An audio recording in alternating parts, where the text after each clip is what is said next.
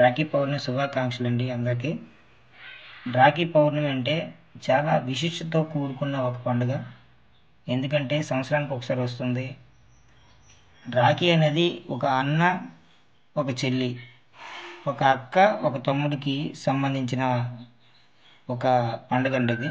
చాలామంది తెలియక ఏవో అనుకుంటుంటారు, కానీ తెల్లవారు లేచిన తర్వాత తల స్నానం చేసి దేవుడికి నమస్కారం పెట్టి వాళ్ళ తమ్ముడికి లేక వాళ్ళ అన్నయ్యకి రాఖీ కట్టడానికని వాళ్ళు అక్క చెల్లి వెళ్తుంటారు కదా.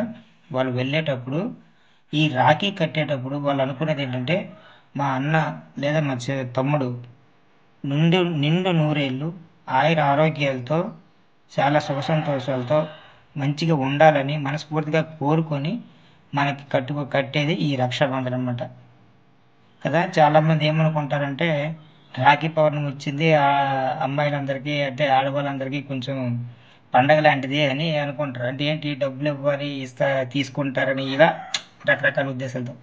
కానీ మన బాగు కోరుకునే మన అక్క మన చెల్లి వాళ్ళకి మనం ఎంత ఇచ్చినా తక్కువేనండి. అంతే కదా, చెప్పండి.